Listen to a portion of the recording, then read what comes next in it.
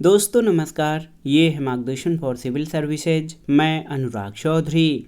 दोस्तों, भारतीय इतिहास के महत्वपूर्ण प्रश्नों के अभ्यास सेट में इस वीडियो में हम सॉल्व करेंगे TGT, PGT, LT grade, government inter college प्रवक्ता, गवर्नमेंट डिग्री कॉलेज, उच्चतर शिक्षा असिस्टेंट प्रोफेसर, केंद्रीय विद्यालय संगठन और विशेष रूप से बिहार पीसीएस द्वारा आयोजित शिक्षक भर्ती परीक्षा के लिए महत्वपूर्ण प्रश्नों का प्रैक्टिस सेट।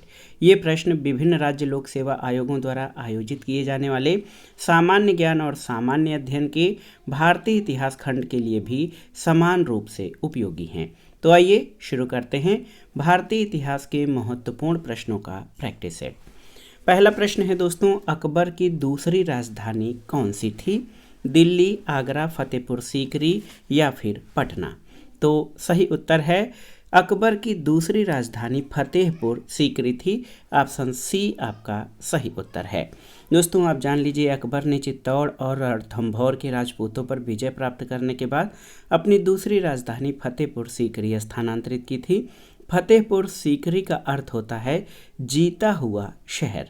और आप जान लीजिए अकबर ने 1571 में अपनी राजधानी फतेहपुर सीकरी स्थानांतरित की थी और पानी की कमी के कारण 14 वर्षों के बाद 1585 में पुनः राजधानी को आगरा कर दिया था।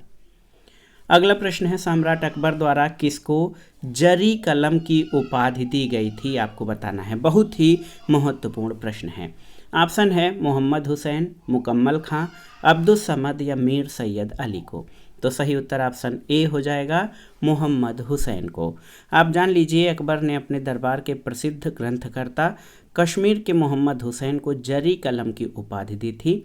और आप जान लीजिए कि हुमायूं ने फारस और अफ़गानिस्तान के अपने निर्वासन के दौरान मुग़ल चित्रकला की नींव रखी थी। फारस में हुमायूं की मुलाकात वहां के दो महानतम कलाकार मीर सैयद अली और अब्दुल समद से हुई थी और अब्दुल समद की कृतियों का संकलन जहांगीर की गुलशन चित्रावली में किया गया था। तो याद रखिएगा, मोहम्मद हुसैन को सम्राट अकबर द्वारा जरी कलम की उपाधि दी गई थी। अगला प्रश्न बहुत ही महत्वपूर्ण है। पूछा गया है कि तालीकोटा का युद्ध कब हुआ था? आपको बताना है। तो सही उत्तर सन 1565 ईस्वी में। ऑप्शन बी आपका सही उत्तर है।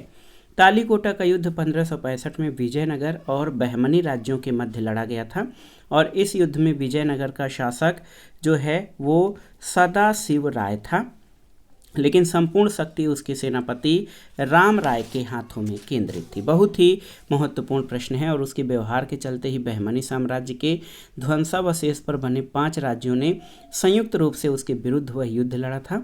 23 जनवरी 1565 को इस युद्ध में विजयनगर की सेना परास्त हो गई और इसे राक्षसी तंगड़ी का युद्ध भी कहा जाता है। तो याद रखिएगा, तालीकोटा या राक्षसी तंगड़ी का युद्ध 1565 में हुआ था। अगला प्रश्न है, प्रसिद्ध यात्री मार्को पोलो किस देश का निवासी था? तो सही उत्तर मार्को पोलो इटली का निवासी था और ये एक व्यापारी, खोजकर्ता और राजदूत भी था। उसे एशिया पहुंचने वाला प्रथम यूरोपीय व्यक्ति माना जाता है। वो रेशम मार्ग की यात्रा करने वाला प्रथम यूरोपियों में से एक था। अगला प्रश्न है, दीन ए इलाही एक नया धर्म किसके द्वारा शुरू किया गया था? तो आप जानते हैं दीन ए इलाही अकबर के द्वारा शुरू किया गया ग्रंथ था और वर्ष याद रखिएगा 1582 यानी 1582 में अकबर ने दीन ए इलाही नामक एक नया धर्म शुरू किया था। और आप जानते हैं कि बीरबल एकमात्र हिंदू राजा था जिसने इस धर्म को अपनाया था। अगला प्रश्न है, किस वर्ष बाबर ने सुल्तान इब्राहिम लोदी को पानीपत की लड़ाई में पराजित किया था? तो वर्ष बताना है आपको। सही उत्तर 1526 ईस्वी। दोस्तों, पानीपत का पहला युद्ध 21 अप्रैल 1526 में बाबर ने सुल्तान इब्राहिम लोदी को पराजित करके भारत में मुगल साम्राज्य की नींव रखी और 27 अप्रैल 1526 को बाबर ने अपने आप को बादशाह घोषित किया था। अगला प्रश्न है, सुविख्यात कोहिनूर हीरा किस खान से निकाला गया था? आपको बताना है। बहुत ही महत्वपूर्ण प्रश्न है। तो आप जान लीजिए कोहिनूर हीरा गोलकुंडा की खान से निकाला गया था जो कि आंध्र प्रदेश के गुंटूर क्षेत्र में स्थित है और कोहिनूर का अर्थ होता है रोशनी का पहाड़। अगला प्रश्न है, रामचरितमानस के लेखक तुलसीदास किस शासक के समकालीन थे? चंद्रगुप्त मौर्य, नवाब वाजिद अली शाह, हर्ष या अकबर? तो सही उत्तर ऑप्शन डी, अकबर के समकालीन थे तुलसीदास, जो कि रामचरितमानस के लेखक थे। दोस्तों आप जान लीजिए रामचरितमानस भारतीय संस्कृति का महत्वपूर्ण महाकाव्य है जो राम के चरित्र पर आधारित है। अगला प्रश्न है, भारतीय उपमहाद्वीप में कौन सा पहला बगीचा मकबरा था?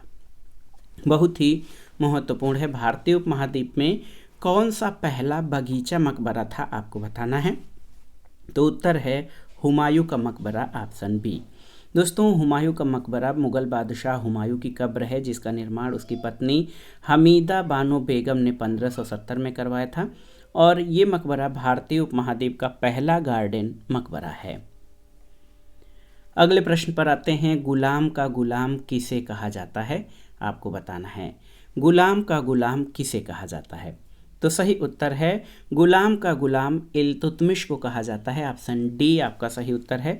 आप जान लीजिए दिल्ली का पहला सुल्तान इल्तुतमिश था और इल्तुतमिश ने दिल्ली को सल्तनत की राजधानी के रूप में स्थापित किया। इससे पहले कुतुबुद्दीन ऐबक ने लाहौर से शासन किया था। इल्तुतमिश ने भारत में सल्तनत काल में सर्वप्रथम शुद्ध अरबी सिक्के चलाए थे और आप जान लीजिए मोहम्मद गोरी के गुलाम कुतुबुद्दीन ऐबक ने इल्तुतमिश को खरीदा था, इसलिए इल्तुतमिश को गुलामों का गुलाम सुल्तान भी कहा जाता है। अगला प्रश्न बहुत ही आसान सा है कि राजा को अपनी प्रजा से मुक्ति मिली और प्रजा को अपने राजा से, किसके निधन पर बदायूनी ने इस प्रकार की टिप्पणी की थी? तो उत्तर है मोहम्मद बिन तुगलक के निधन पर, ऑप्शन सी आपका सही उत्तर है। दोस्तों 1531, देखिए 1531 में मोहम्मद बिन तुगलक की मृत्यु के बाद इतिहासकार बदायूनी ने कहा था कि राजा को अपनी प्रजा से मुक्ति मिली और प्रजा को अपने राजा से। उसके बाद उसका चचेरा भाई फिरोज शाह तुगलक उत्तराधिकारी बना था। अगला प्रश्न है, कृष्णदेव राय ने किस नगर की स्थापना की थी? वारंगल, नागलापुर, उदयगिरी या चंद्रगिरी? तो सही उत्तर नागलापुर, ऑप्शन बी। कृष्णदेव राय का शासनकाल 1509 से 1529। ये महान सेनानायक, विजेता और प्रशासक होने के साथ साथ कला, संस्कृति और साहित्य के प्रेमी थे और उसने अमुक्त माल्यद नामक ग्रंथ की रचना की और अपनी राजधानी विजयनगर के निकट नागलापुर नामक नगर की स्थापना की थी। अगला प्रश्न है, पानीपत का प्रथम युद्ध किस वर्ष हुआ था? आपको बताना है। तो सही उत्तर 1526 में। दोस्तों पानीपत का प्रथम युद्ध बाबर और इब्राहिम लोदी के बीच 1526 में हुआ था। दूसरा युद्ध अकबर यानी अकबर के संरक्षक बैरम खां के नेतृत्व में हेमू और अकबर के बीच हुआ था 1556 में और तीसरा युद्ध 1761 में आप जान लीजिए अहमद शाह अब्दाली और मराठों के बीच में हुआ था। अगला प्रश्न है, मध्यकालीन भारतीय राजाओं के संदर्भ में निम्नलिखित में से कौन सा कथन सही है? यहाँ पर 4 कथन आपके दिए गए हैं, सही कथन कौन सा है?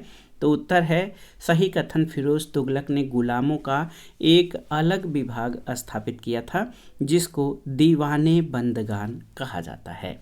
तो ऑप्शन डी आपका सही उत्तर है।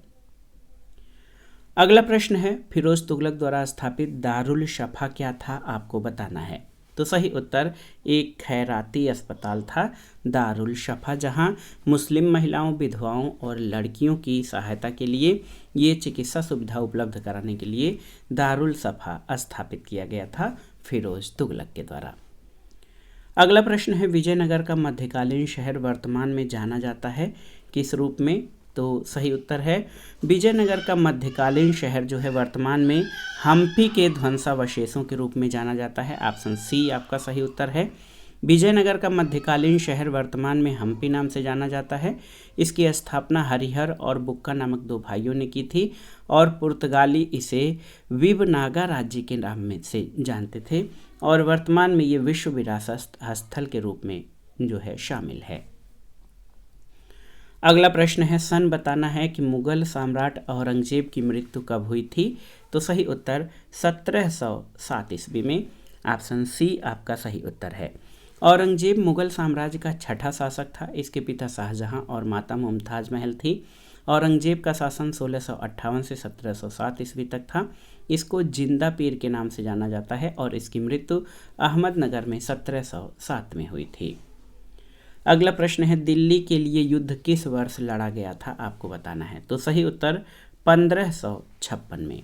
दोस्तों, दिल्ली के युद्ध को तुगलकाबाद के युद्ध के नाम से जाना जाता है, जो हेमू और मुगल सेना के सेनापति तारगी बेग खां के बीच हुआ था। इस युद्ध में हेमू ने बेग को तारदी बेग को हराया था और दिल्ली पर कब्जा किया था।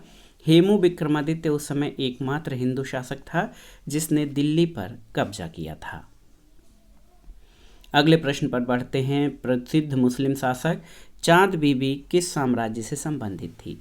बीजापुर, गोलकुंडा, अहमदनगर और बेरार। तो सही उत्तर अहमदनगर, ऑप्शन सी।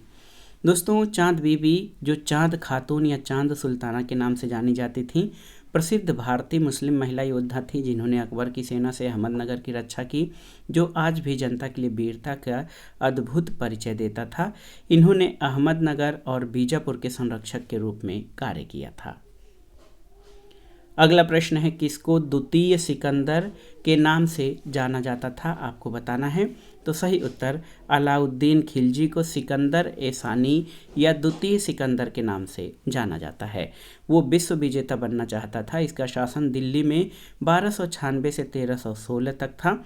वो अपना साम्राज्य दक्षिण में मदुरई तक विस्तार कर चुका था। अगला प्रश्न आपको बताना है, फ्रांसीसी ईस्ट इंडिया कंपनी किस शासक के शासनकाल में स्थापित हुई थी? तो सही उत्तर लुई 14वें के शासनकाल में। दोस्तों, सम्राट लुई 14वें ने अपने वित्त मंत्री कोलबर्ट को पूर्व के साथ व्यापार करने के उद्देश्य से एक कंपनी गठित करने का आदेश दिया था। और आप जान लीजिए कि 1661 में कंपेन डेस इंडेस ओरिएंटेस नाम की एक कंपनी का गठन किया गया। ये पूर्ण रूप से एक सरकारी संस्था थी। फ्रांसीसी ईस्ट इंडिया कंपनी लुई 14वें के शासनकाल में स्थापित हुई थी और इसकी स्थापना 1664 में हुई थी। फ्रांसीसी कंपनी का गवर्नर डुप्ले एक सफल गवर्नर था। उनका दूसरा गवर्नर काउंट लाली हुआ था, काउंट डी लाली।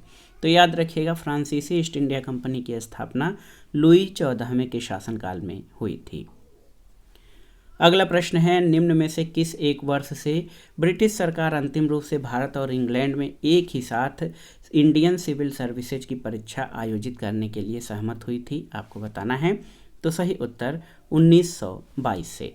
आप जान लीजिए कि 1922 से ब्रिटिश सरकार अंतिम रूप से भारत और इंग्लैंड में एक ही समय साथ साथ इंडियन सिविल सर्विसेज की परीक्षा आयोजित करने के लिए सहमत हुई थी। अगला प्रश्न है, भारत में पुनर्जागरण आंदोलन का अग्रणी दूत किसे माना जाता है? तो सही उत्तर राजा राम मोहन राय को। राजा राम मोहन राय ऐसे प्रथम शिक्षित व्यक्ति थे जिन्होंने सामाजिक कुरीतियों के विरोध में आवाज़ उठाई। इन्हें आधुनिक भारत का जन्मदाता और पुनर्जागरण आंदोलन का अग्रणी दूत कहा जाता है। इन्होंने जाति प्रथा, सती प्रथा, मूर्ति पूजा, बहुदेववाद आदि का विरोध किया था। और आप जानते हैं कि इन्होंने ब्रह्म समाज की स्थापना की थी 1828 में और इनकी मृत्यु 1833 में ब्रिस्टल, इंग्लैंड में हुई थी। अगला प्रश्न है, निम्नलिखित में से कौन सा सही सुमेलित नहीं है? तो इसमें जो है 3 सुमेलित हैं, 1 सही सुमेलित नहीं है। आप देखिए, मोपला विद्रोह केरल सही सुमेलित है, कूका विद्रोह पंजाब सही है, कोली विद्रोह गुजरात सही है, चुआर विद्रोह मध्य प्रदेश ये आपका सही नहीं है, क्योंकि चुआरों का विद्रोह 1768 में पश्चिम बंगाल के मिदनापुर जिले में हुआ था, न कि मध्य प्रदेश में। अगला प्रश्न है, सूची 1 का सूची 2 से सुमेलन करिए और दिए गए कोड से सही उत्तर का चयन करिए। इसमें घटनाएं और उनकी तिथियां का मिलान करना है। तो यहाँ पर आप देखिए, बैरकपुर विद्रोह नवंबर 1824 में हुआ था, आप देख सकते हैं। बहरामपुर विद्रोह फरवरी 1857 में हुआ था, बहरामपुर विद्रोह। संथाल विद्रोह आप जान लीजिए 1855-56 में, यानी प्रथम स्वतंत्रता संग्राम से जस्ट पहले हुआ था। और बेलोर विद्रोह 1806 का है। तो सही उत्तर क्या हो जाएगा? यहाँ विकल्प मिलाते हैं 2 4 3 1, ऑप्शन ए आपका सही उत्तर है। अगला प्रश्न है, महाराजा जयसिंह द्वितीय ने वेधशालाएं बनवाई थीं, कहाँ पर? आपको बताना है। तो सही उत्तर आप जान लीजिए, दिल्ली, जयपुर, उज्जैन और वाराणसी, सभी चारों आपके सही हैं। कछवाहा शासक महाराजा जयसिंह द्वितीय कला, स्थापत्य, साहित्य और ज्योतिष के महान संरक्षक थे। उसने जयपुर शहर की स्थापना की और 5 वेधशालाएं जयपुर, उज्जैन, मथुरा, दिल्ली और वाराणसी में स्थापित की थी। तो 5 वेधशालाएं देखिए दिल्ली, जयपुर, मथुरा, उज्जैन और वाराणसी में स्थापित की। ऑप्शन डी आपका सही उत्तर है। अगला प्रश्न है, व्यापार के लिए भारत आने वाले यूरोपीय लोगों में प्रथम कौन थे? तो आप जानते हैं पुर्तगाली, अंग्रेज, पुड अन डे फा। पुर्तगाली, डच, पुर्तगाली, अंग्रेज, पुर्तगाली, डच, अंग्रेज, डेन और फ्रांसीसी। तो सही उत्तर ऑप्शन डी हो जाएगा। अगला प्रश्न है, भारतीयों द्वारा अंग्रेजी भाषा में प्रकाशित प्रथम समाचार पत्र कौन था? तो ये है हिंदू पैट्रियट, ऑप्शन ए। याद रखिएगा दोस्तों, आप जान लीजिए कि भारतीयों के द्वारा अंग्रेजी भाषा में प्रकाशित प्रथम समाचार पत्र हिंदू पैट्रियट था और इसका प्रकाशन आप देखिए 1853 में इस पत्र का प्रकाशन कलकत्ता से गिरीश चंद्र घोष के द्वारा प्रारंभ किया गया था। बाद में हरिश्चंद्र मुखर्जी ने भी इसका संपादन किया था। अगला प्रश्न है, देखिए 1855 के संथाल विद्रोह के संदर्भ में कौन से कथन सही हैं? नीचे दिए गए कूट से सही उत्तर का चयन आपको करना है। बहुत ही महत्वपूर्ण प्रश्न है दोस्तों, आपको बताना है कि संथाल विद्रोह के संबंध में कौन से कथन आपके सही हैं। महत्वपूर्ण प्रश्न है। देखिए यहाँ पर है, गोको गोड्रा का महत्वपूर्ण नेता था और एक समय था जब मुजफ्फरपुर के निकट गंगा घाटी के क्षेत्र पर गंगा संथालों का पूर्ण वर्चस्व था। और यहाँ पर आप देख सकते हैं महाजन दीनदयाल राय महत्वपूर्ण नाम है संथाल विद्रोह में। तो सही उत्तर यहाँ पर आप देख सकते हैं दोस्तों, भागलपुर के पास मेजर बरोज संथालों की लड़ाई में हार गए। 1, 2, 3 आपके सही हैं। यहाँ पर आप देख सकते हैं 1, 2, 3। ऑप्शन सी इस प्रश्न का सही उत्तर हो जाएगा, ऑप्शन सी। बहुत ही महत्वपूर्ण प्रश्न है दोस्तों। 1855-56 में आप जानते हैं सिद्धू और कान्हू के नेतृत्व में संथाल विद्रोह भागलपुर से राजमहल के बीच हुआ था और 5 घंटे के खूनी संघर्ष में भागलपुर के पास संथालों ने मेजर बरोज को परास्त किया था, लेकिन बाद में वहाँ पर मार्शल लॉ लागू कर दिया गया था। अगला प्रश्न है, दक्षिण अफ्रीका में रहने की अवधि में महात्मा गांधी ने किस पत्रिका का प्रकाशन किया था? उसका नाम क्या है? तो सही उत्तर इंडियन ओपिनियन, ऑप्शन डी। याद रखिएगा, गांधी जी 1891 में बैरिस्टरी पास करके पहले राजकोट में फिर बम्बई में वकालत करने लगे। 1893 में वो दक्षिण अफ्रीका की एक व्यापारिक कंपनी के निमंत्रण पर वहाँ चले गए। वहाँ उन्होंने गोरों द्वारा काले अफ्रीकी तथा भारतीय लोगों से रंगभेद की नीति के विरुद्ध विरोध प्रकट किया। फिर नटाल भारतीय कांग्रेस बनाई और जेल गए और उन्होंने जो है इंडियन ओपिनियन नामक समाचार पत्र का प्रकाशन दक्षिण अफ्रीका में किया था। अगला प्रश्न है कि निम्नलिखित में से किसने कहा था कि ईश्वर की इच्छा थी कि मैं सब धर्मों को एक निगाह से देखूं, इसलिए उसने दूसरी आंख की रोशनी ले ली थी? तो सही उत्तर ये कथन पंजाब के शासक महाराजा रणजीत सिंह का है। महाराजा रणजीत सिंह ने कहा था कि ईश्वर की इच्छा थी कि मैं सब धर्मों को एक निगाह से देखूं, इसलिए उसने मेरी दूसरी आंख की रोशनी ले ली थी। महाराजा रणजीत सिंह का जन्म 13 नवंबर 1870 को गुजरावाला में हुआ था। इनके दादा जो है सुकरचकिया मिसल के नेता थे। अगले प्रश्न पर आते हैं, आगरा स्थित दयाल बाग किस संप्रदाय या पंथ से संबंधित है? तो सही उत्तर राधा स्वामी पंथ से। दोस्तों, आगरा का दयाल बाग राधा स्वामी पंथ से संबंधित है। राधा स्वामी आंदोलन की स्थापना 1861 में आगरा के एक महाजन या बैंकर तुलसी राम ने की थी। तो याद रखिएगा, आगरा का दयाल बाग जो है राधा स्वामी पंथ से संबंधित है। अगला प्रश्न है, ये कथन है कि हम भारत को या तो आज़ाद कराएंगे अथवा आज़ादी के प्रयास में दिवंगत होंगे, ये किसका कथन है? तो आप जान लीजिए दोस्तों, ये महात्मा गांधी जी के भारत छोड़ो आंदोलन के दौरान दिए गए भाषण का एक अंश है कि हम भारत को या तो आज़ाद कराएंगे अथवा आज़ादी के प्रयास में दिवंगत होंगे। और उनका भाषण है कि संपूर्ण आज़ादी से कम किसी भी चीज़ से संतुष्ट होने वाला नहीं। अगला प्रश्न है, निम्नलिखित में से किसने भारत सरकार अधिनियम 1935 को गुलामी का अधिकार पत्र कहा था? ये बहुत ही महत्वपूर्ण प्रश्न है। तो जवाहरलाल नेहरू ने। दोस्तों, भारत सरकार अधिनियम 1935 ये अंग्रेजों द्वारा या ब्रिटिश शासन द्वारा पारित सभी एक्ट में सबसे बड़ा था और जवाहरलाल नेहरू ने इसे गुलामी या दास्ता का अधिकार पत्र कहा था। उन्होंने इसे एक ऐसी मशीन बताया जिसमें ब्रेक अनेक हैं लेकिन इंजन कोई नहीं। अगला प्रश्न कथन और कारण से संबंधित है। कथन देखिए, कथन है कि 1857 में प्रथम स्वतंत्रता संग्राम ब्रिटिश सरकार से स्वतंत्रता प्राप्त करने में असफल रहा था। बिल्कुल सही है। और कारण है बहादुर शाह जफर के नेतृत्व को जन सहयोग नहीं मिला और अधिकांश महत्वपूर्ण रियासतों के शासक उनका साथ देने से कतरा गए थे। तो आप जान लीजिए दोस्तों, ए और आर दोनों सही है और आर ए का सही स्पष्टीकरण करता है। ऑप्शन ए आपका सही उत्तर है। 1857 के विद्रोह में स्वतंत्रता सेनानियों ने बहादुर शाह को इसका नेतृत्व सौंपा, लेकिन बहादुर शाह को अन्य रियासतों के शासकों का सहयोग नहीं मिला और स्वयं जनता ने भी उनका साथ नहीं देना चाहा, जिसमें विद्रोह जिसके कारण असफल हो गया।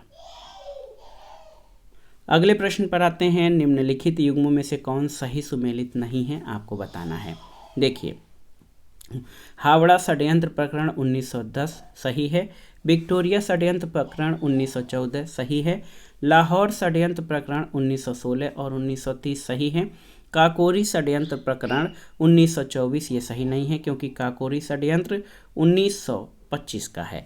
आप जान लीजिए दोस्तों, हिंदुस्तान रिपब्लिकन एसोसिएशन नामक क्रांतिकारी संगठन द्वारा 9 अगस्त 1925 को उत्तर रेलवे के लखनऊ सहारनपुर संभाग के काकोरी नामक स्थान पर 8 डाउन ट्रेन पर डकैती डालकर सरकारी खजाना लूट लिया गया था। अगला प्रश्न बहुत ही महत्वपूर्ण है। इसमें आपसे पूछा गया है कि राधा स्वामी सत्संग के संस्थापक कौन थे, आपको बताना है। तो सही उत्तर शिव दयाल साहब राधा स्वामी सत्संग के संस्थापक थे। और आप जान लीजिए कि राधा स्वामी सत्संग जो है ये आगरा में जो है इसका दयाल बाग में राधा स्वामी सत्संग का भव्य मंदिर है। और बहुत ही महत्वपूर्ण प्रश्न है, राधा स्वामी सत्संग के संस्थापक शिव दयाल साहब थे। अगला प्रश्न है, देव समाज का संस्थापक कौन था, आपको बताना है। तो सही उत्तर शिव नारायण अग्निहोत्री। दोस्तों, देव समाज की स्थापना शिव नारायण अग्निहोत्री ने 1887 यानी 1887 में लाहौर में की थी और इस समाज का पूर्ण उद्देश्य ब्रह्म समाज के समान था। अगला प्रश्न है, भारतीय व्यापार में ईस्ट इंडिया कंपनी का एकाधिकार समाप्त किया गया था, किस अधिनियम के अंतर्गत? तो सही उत्तर 1813 में, ऑप्शन सी। दोस्तों, अंग्रेजों के यूरोपीय व्यापार बंद होने के कारण से कंपनी के व्यापारिक एकाधिकार को समाप्त करने के लिए 1813 का चार्टर एक्ट लाया गया और इस एक्ट के द्वारा कंपनी को भारतीय व्यापार के एकाधिकार को समाप्त कर दिया गया।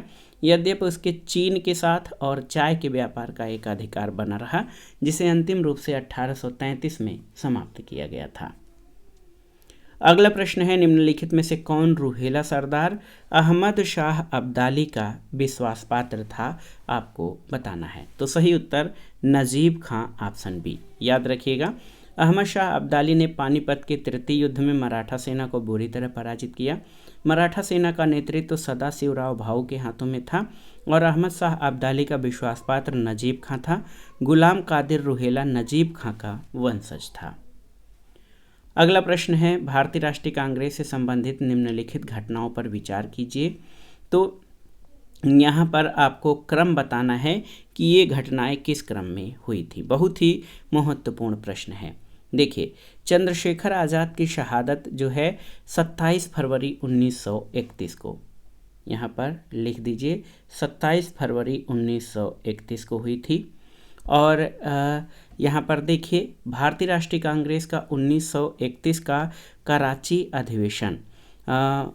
अधिवेशन ये 26 से 29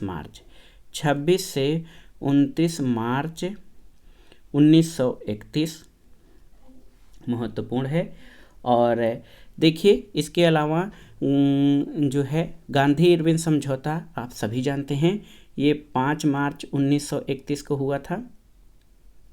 और भगत सिंह को फांसी 23 मार्च 1931 की घटना है, भगत सिंह को फांसी। तो सही क्रम क्या हो जाएगा, आप देख सकते हैं सही क्रम बहुत ही महत्वपूर्ण है दोस्तों, ये आपका हो जाएगा 4 1 2 3। अगला प्रश्न है, किसने कहा था कि मेरी पीठ पर किया जाने वाला प्रत्येक प्रहार ब्रिटिश साम्राज्य के कफन में एक कील सिद्ध होगा। तो सही उत्तर ये लाला लाजपत राय का कथन है।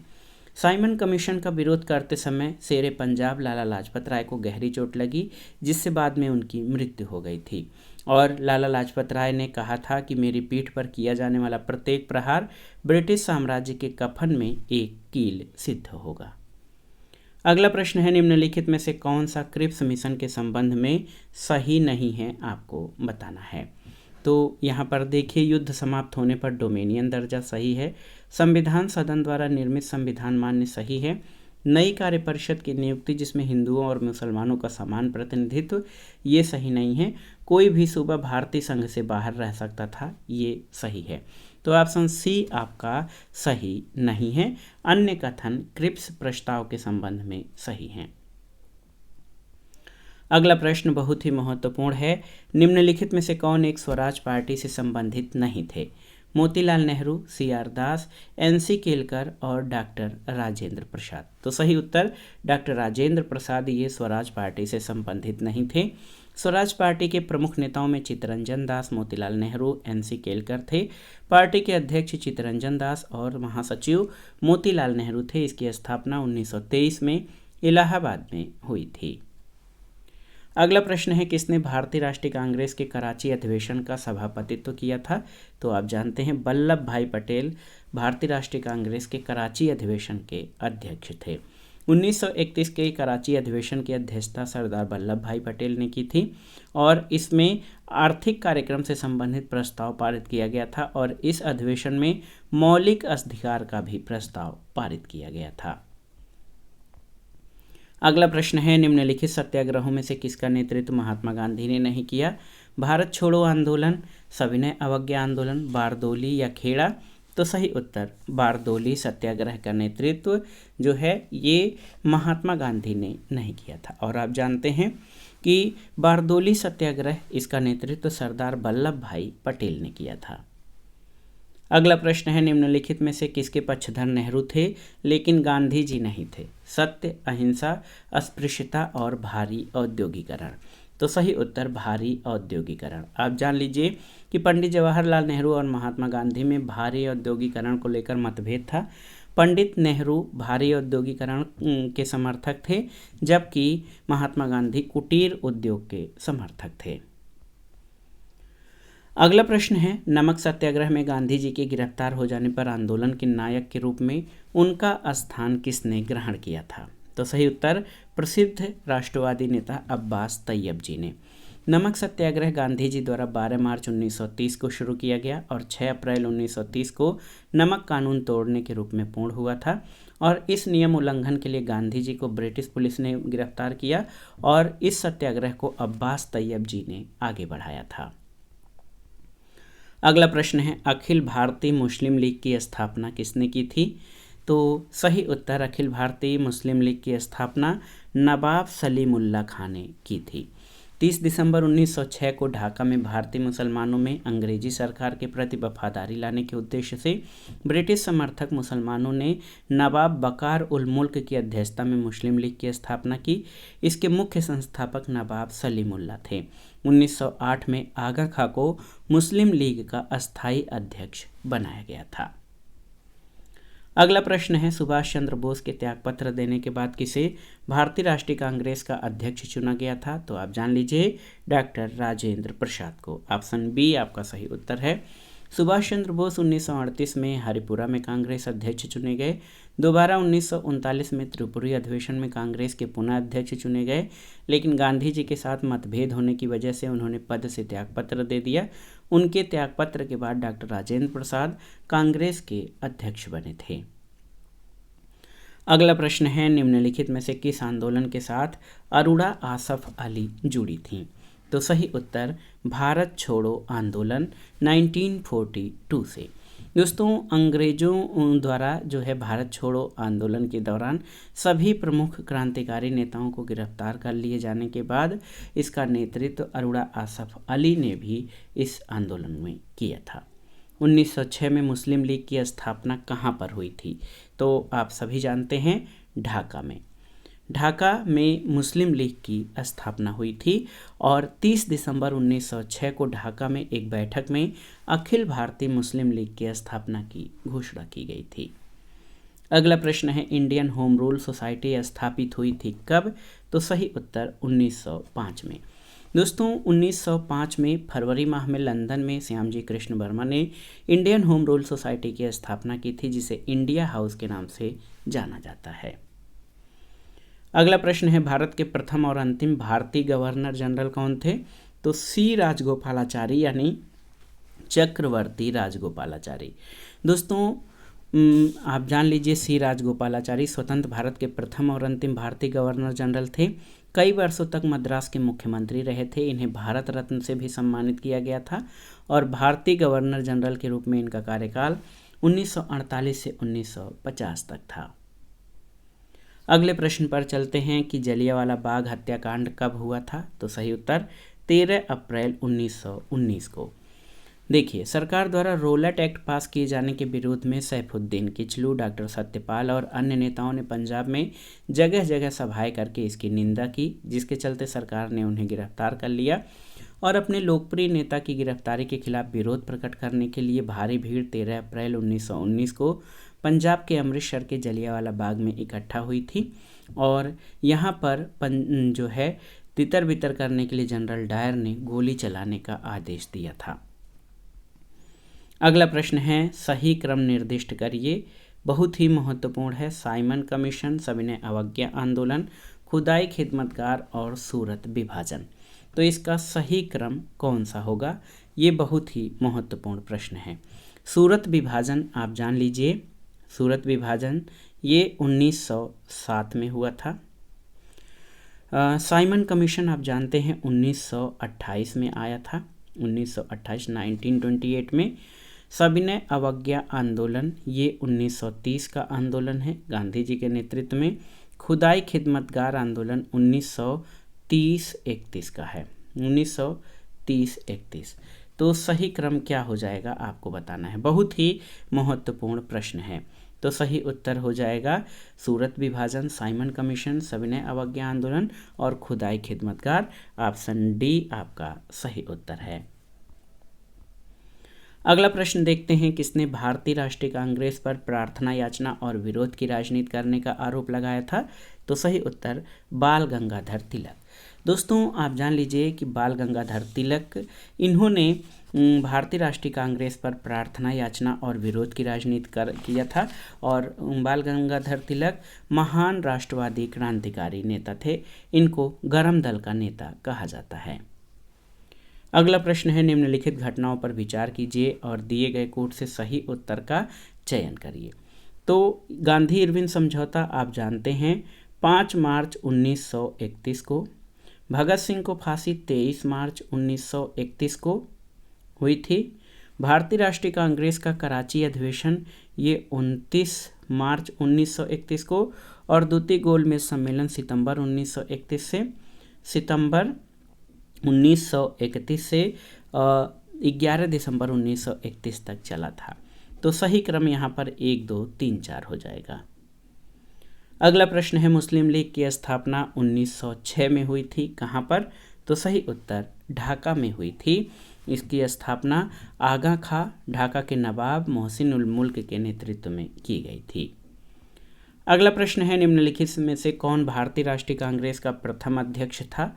तो ये प्रश्न बहुत ही आसान सा है। आप जानते हैं व्योमेश चंद्र बनर्जी यानी WC बनर्जी भारतीय राष्ट्रीय कांग्रेस के प्रथम अध्यक्ष थे।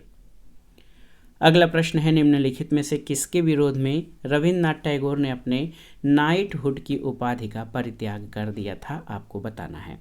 तो सही उत्तर जलियांवाला बाग नरसंहार के विरोध स्वरूप रविन्द्रनाथ टैगोर ने ब्रिटिश शासन द्वारा दी गई नाइटहुड की उपाधि का परित्याग कर दिया था। नाइट या सर की उपाधि उन्होंने छोड़ दी थी।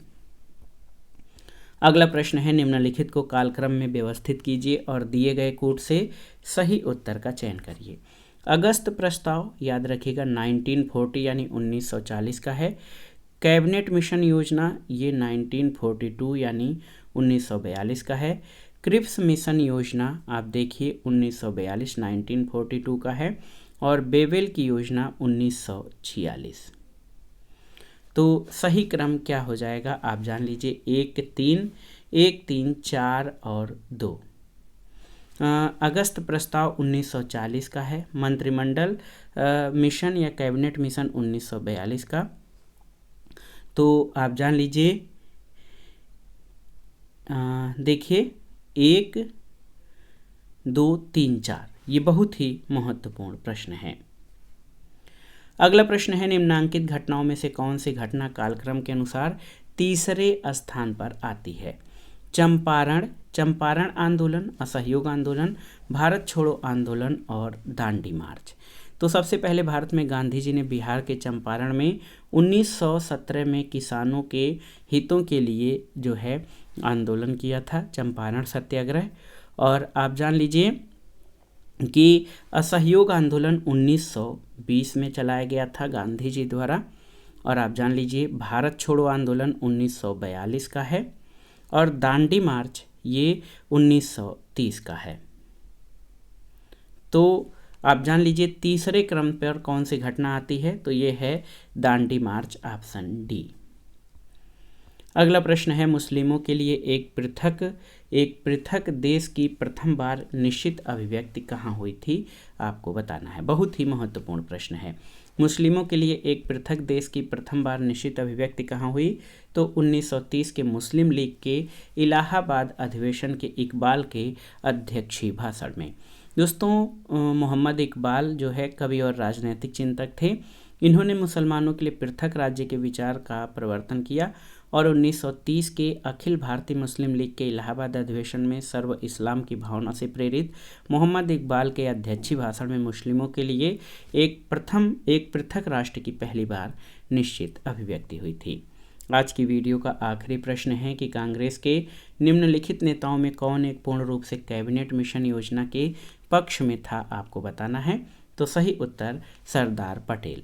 19 फरवरी 1946 को लॉर्ड पैथिक लॉरेंस, दोस्तों आप जान लीजिए कैबिनेट मिशन योजना जो है 19 फरवरी 1946 को लॉर्ड पैथिक लॉरेंस ने लॉर्ड सभा में एक महत्वपूर्ण घोषणा की कि मंत्रिमंडल का एक विशेष मंत्रिमंडल जिसमें कैबिनेट स्तर के मंत्री स्वयं क्रिप्स और अलेक्जेंडर होंगे भारत जाएगा, ताकि वायसराय की सहायता से संवैधानिक प्रश्नों के सिद्धांतों तथा कार्यविधि पर भारतीय नेताओं के साथ समझौता हो सके।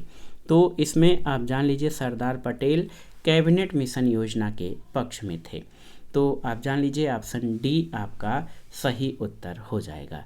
यहाँ पर हम एक प्रश्न को थोड़ा सा सहेजना चाहेंगे फिर से एक बार। आप देखिए अगस्त प्रस्ताव ये 1940 का है।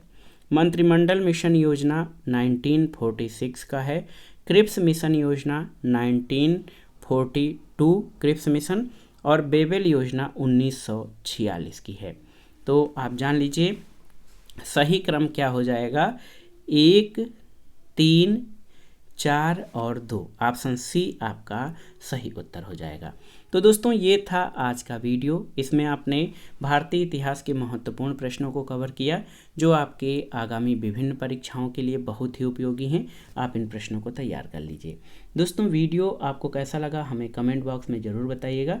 वीडियो को लाइक करें, शेयर करें और इस चैनल मार्गदर्शन फॉर सिविल सर्विसेज को सब्सक्राइब करें। वीडियो देखने के लिए धन्यवाद दोस्तों, नमस्कार।